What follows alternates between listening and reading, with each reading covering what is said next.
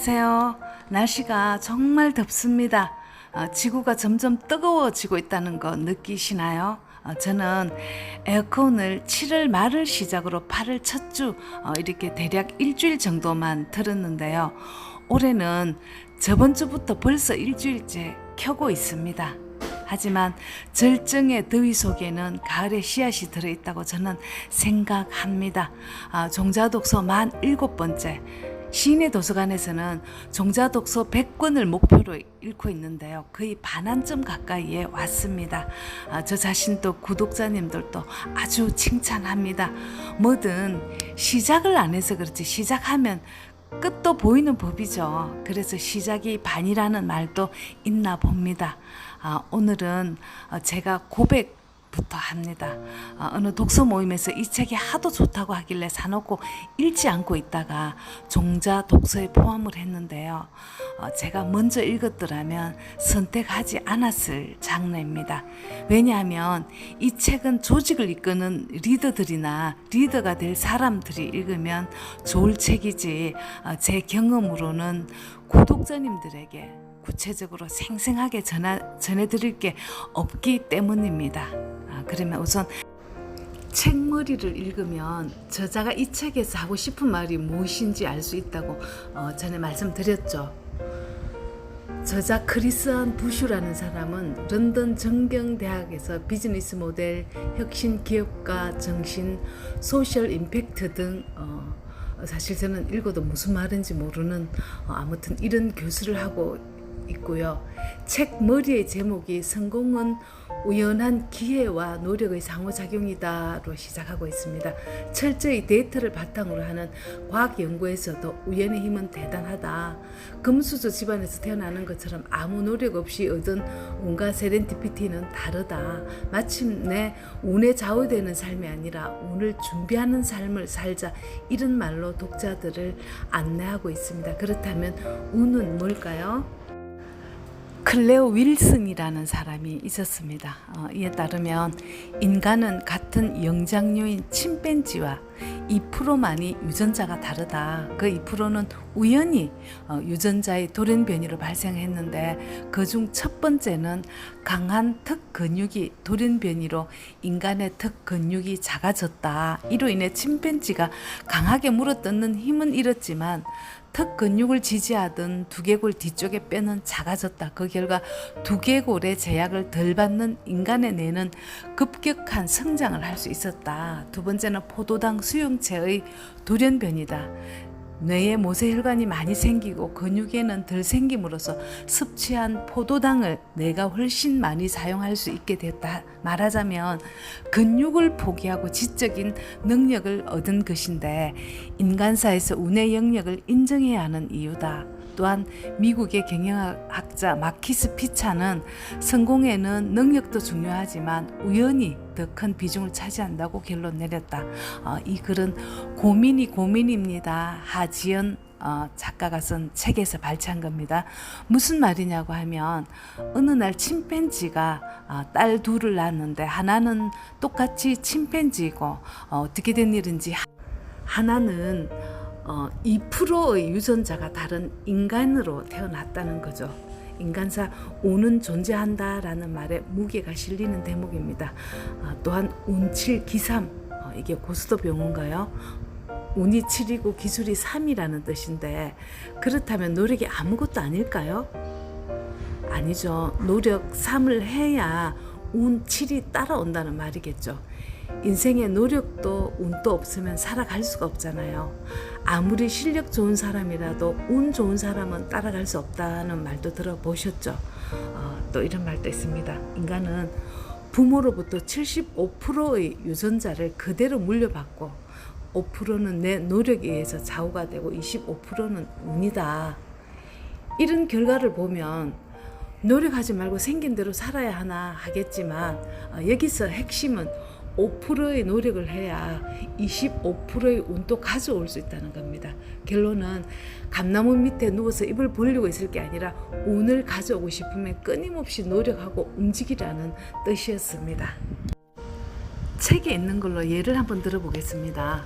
몇 년 전에 아이슬란드 화산 폭발 사건 아시죠? 폭발을 해서 비행기가 못 뜬 적이 있었는데 그게 2010년이었다고 하네요. 아이슬란드가 영국령이죠. 그때 옥스퍼드 대학에서 유명한 사상가들이 14회가 있어서 아이슬란드에 가게 됐는데 비행기가 발묶이는 바람에 이러지도 저러지도 못하는 상황이었다고 합니다. 그때 누군가가 적석에서 이벤트를 만들었는데요. 어차피 며칠 동안 비행기가 뜨지 못해 시간이 남으니까 아이슬란드 시내에서 엄청난 강연을 준비했다고 합니다. 돈 한 푼 들이지 않고 이미 벌어진 상황을 이용해서 세계적인 석학들의 강연장을 열고 강연을 들을 수 있었던 건 엄청난 행운이었다고 말했습니다. 두 번째 예를 들어보겠습니다. 우리가 사용하고 있는 포스트잇 아시죠? 1970년대 말 3M이라는 회사에서 일하던 실버 박사는 강력한 접착력을 가진 풀을 만들려다가 오히려 접착력이 떨어지는 약한 풀을 만들었다고 하죠. 실패한 이 접착물을 폐기를 해야 하나 했을 때 우리가 지금 유용하게 사용하고 있는 포스트잇이라는 신제품을 만들 수 있었다고 합니다. 세 번째 예입니다. 혹시 소파 사운드라고 들어보셨어요? 가정집 거실에서 하는 공연인데요.